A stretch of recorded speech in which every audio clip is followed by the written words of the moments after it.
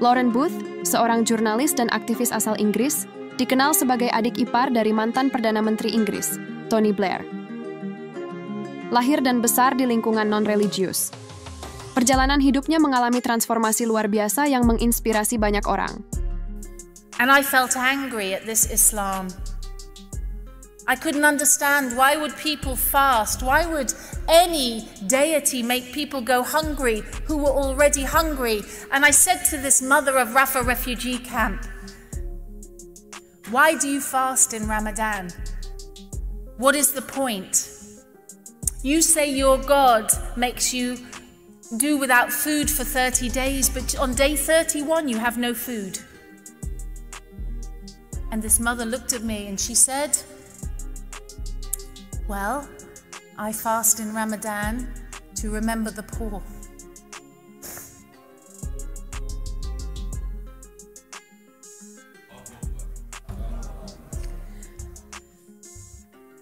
She had nothing, and I couldn't understand it. How can she be fasting for other people? How could she remember other people's poverty when she had nothing? And at that moment, a thought came into my mind, if this is Islam, I want to be Muslim.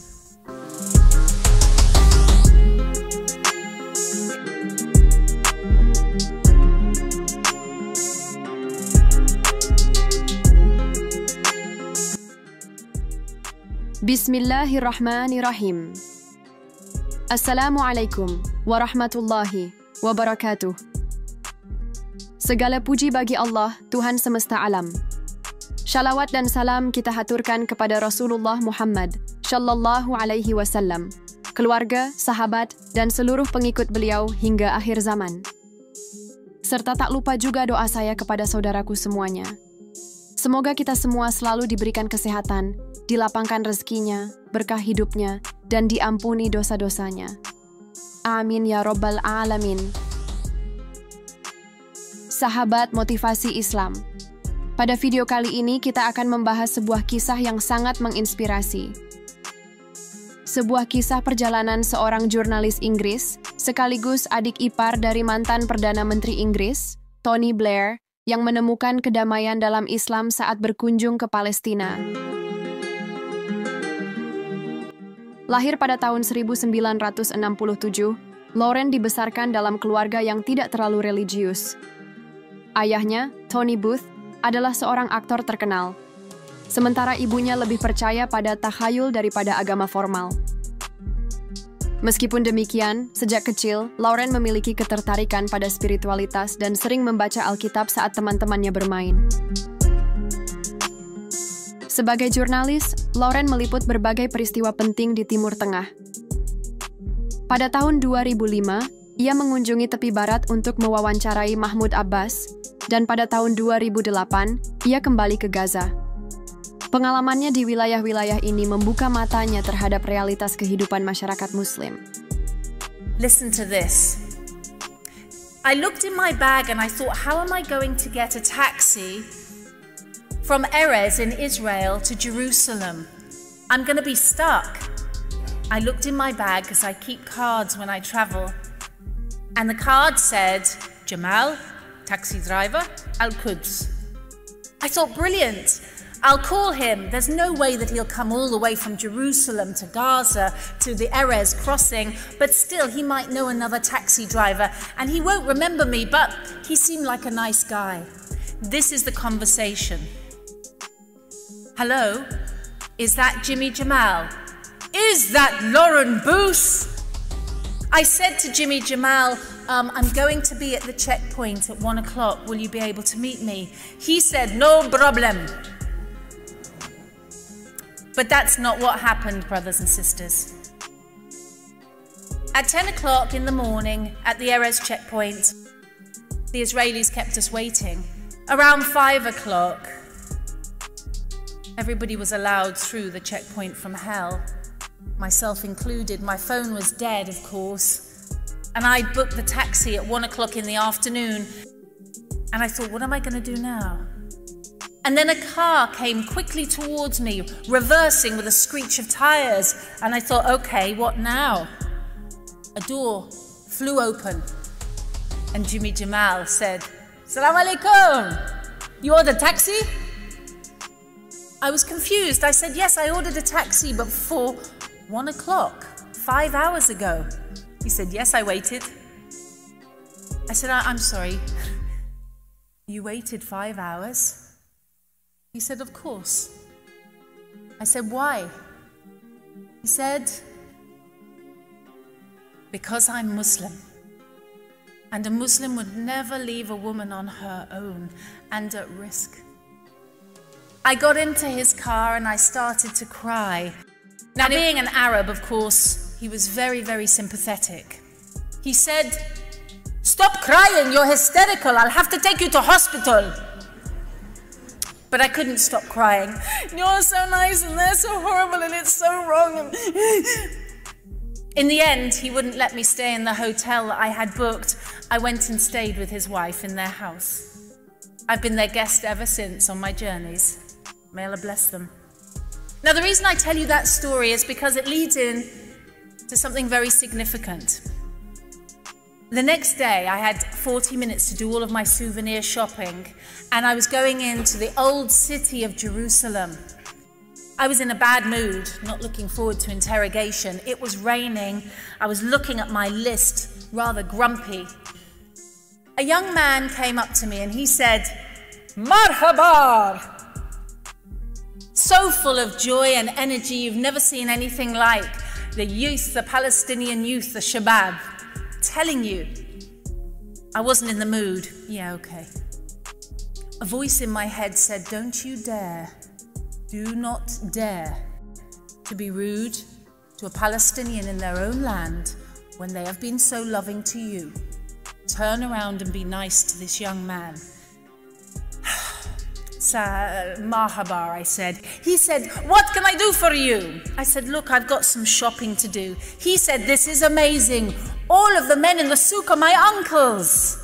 We'll go shopping together." I gave in, and I gave him my list. And at the bottom of my list, with a big question mark, was a Quran in English. Why the question mark? I still thought that it was just a small group of people in Palestine and some Pakistani people in Britain, and they were about it. So why would anybody put this small desert faith into English language? Subhanallah. But I did want to read it. And I wanted to read it because in every home that I had gone into, especially in Palestine, but not only in Palestine, the people had been so good and so kind to the visitor that I thought that this book, the Quran, must be a handbook for being a good person. And it is. And I knew that I needed to be a better person and I wanted to read it for myself. And before I tell you what happened next, I want you to know something, that the Arab vendors in Al-Quds are very poor now. They really struggle because when you go to Tel Aviv airport, and we're talking a lot about boycott these days, when you go to Tel Aviv airport as a foreign visitor, you will be told, don't buy anything off the Arabs, it's probably a bomb. Even if it looks like a cuddly toy, they might be hiding poison in it. So nobody buys off the Arabs anymore. Very few people. And it's hard to make a living. And I had bags and bags and bags of things that I grabbed and they'd put in bags. And I turned to this young man whose name I don't know because I only saw him that one day and I've never seen him again. I said to him, "How much do I owe you?" And he said, "You don't owe me anything. Just one thing, when you go, please don't forget all of us in Palestine." Subhanallah, that's how I got my first ever copy of the Quran. As a gift from the people of Palestine. To someone who came in peace. Subhanallah. In 2008, I got an email that would change my life again. This one said, "Would you like to go to Gaza by boat? Call this number." I shouldn't have called the number. I had 2 children and a husband, and really it was a mission that could end in death. Going to Gaza by boat? Nobody can do that. There's a siege. There's the Israeli Navy there. I called the number. I went to my editor and I said, I want to go to Gaza by boat. He said, here's a check, go for 2 weeks. I thought, is he just trying to get rid of me? And in August, actually in July 2008, I flew to Cyprus and I joined 45 other non-Muslims from around the world to get onto 2 boats full of food and hearing aids for children to try and break the siege of Gaza. All we wanted to do was get the world to look at the suffering there, what it was like under siege. That was our only thing to do, just to get people to look. And on August the 23rd, 2008, there in the distance was Gaza, beautiful Gaza. We'd made it. And as we got closer, I started to see dots on the beach. And when we got closer, we realized the dots were people. 30,000 Palestinians from Gaza had come to cheer the crazy foreigners in who'd risked their lives in solidarity. And when we got closer and closer, a sound hit us, which I will never forget because it was so sweet. And the sound was, Allahu Akbar. Allahu Akbar. And it came over us and washed over us. I was supposed to leave 5 days later, but I didn't want to be a grief tourist. It didn't feel right. And Greta Berlin said to me, why aren't you getting on the boat? I said, I can't. And do you know what month of the year it was, brothers and sisters? What month of the year it was? Ramadan. I'm really going to struggle with this now. Bismillah. Sorry, it's just difficult with what's going on at the moment.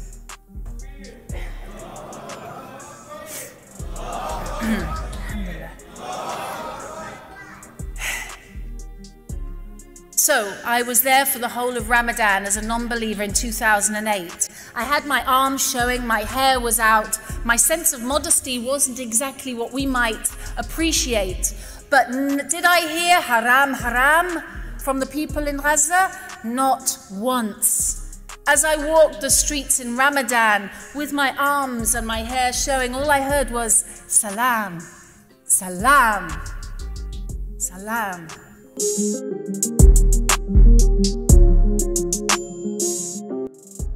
Salah satu momen yang mengubah pandangan Lauren tentang Islam terjadi saat ia mengunjungi sebuah keluarga di Palestina.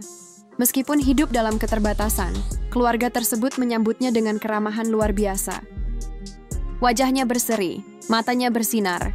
Dia mempersilakan saya masuk ke rumahnya, seperti mempersilakan saya masuk ke istana Taj Mahal, ucapnya.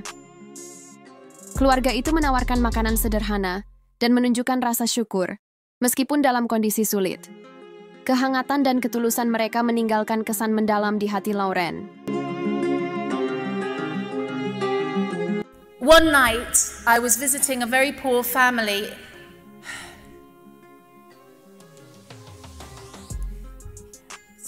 In a place called Rafah, which pretty much doesn't exist anymore. And none of it had been my planning. And this night I knocked on a very poor door in a pathetic, rundown refugee camp.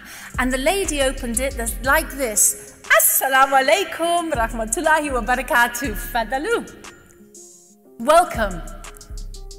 She welcomed me as if she lived in the Taj Mahal, not in a slum. And her face was so bright. And I wonder if she's alive and okay now. Her face was so bright, and I know now the word for it is nur. Her face was full of nur. And I went into her home, and what was her home, brothers and sisters? One single cement room, but some old mattresses that she, her husband, his parents, and their children all slept on at night. And I felt angry at this Islam. I couldn't understand, why would people fast? Why would any deity make people go hungry who were already hungry? And I said to this mother of Rafah refugee camp, why do you fast in Ramadan? What is the point? You say your God makes you do without food for 30 days, but on day 31 you have no food. And this mother looked at me and she said, well, I fast in Ramadan to remember the poor.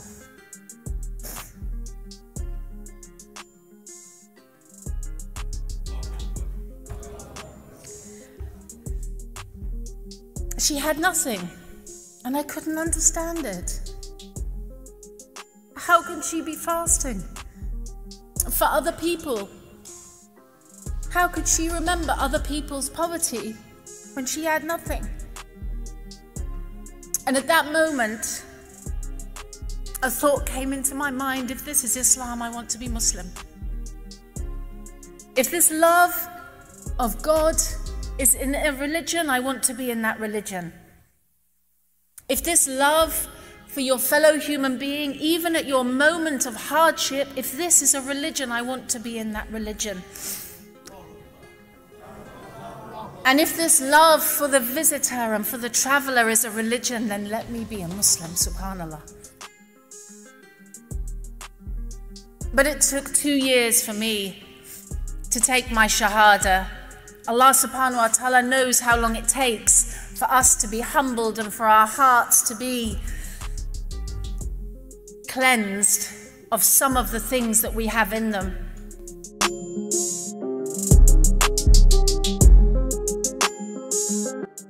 Perjalanan spiritual Lauren semakin dalam saat ia mengunjungi makam Fatimah Al-Masumeh di kota Qom, Iran. Di tempat suci ini, Lauren merasakan kedamaian dan kebahagiaan yang belum pernah ia alami sebelumnya.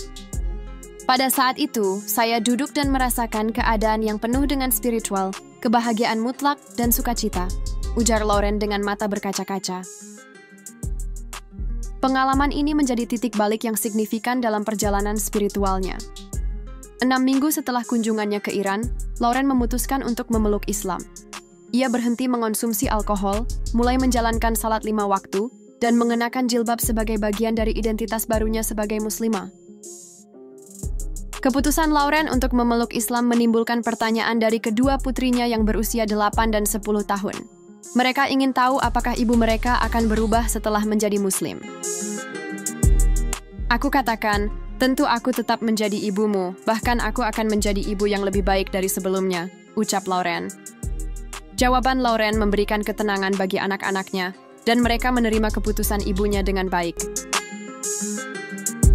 Setelah memeluk Islam, Lauren menjadi lebih aktif dalam kegiatan sosial dan dakwah.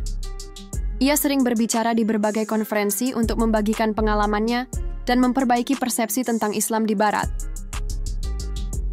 Saya berusaha memberikan contoh, tidak menggurui mereka, ujarnya. Lauren juga merasa bahwa Islam membantunya menjadi ibu yang lebih baik bagi kedua putrinya, yang kini juga mengikuti jejaknya dalam memeluk Islam. Sahabat motivasi Islam yang dirahmati Allah. Perjalanan Lauren Booth menuju Islam adalah bukti bahwa hidayah dapat datang melalui pengalaman hidup dan pencarian spiritual yang tulus. Kisahnya menginspirasi banyak orang untuk mencari kebenaran dan menemukan kedamaian dalam iman. Terima kasih sudah menonton. Jangan lupa like, share, dan subscribe agar tidak ketinggalan kisah inspiratif lainnya. Sampai jumpa di video berikutnya. Wassalamualaikum warahmatullahi wabarakatuh.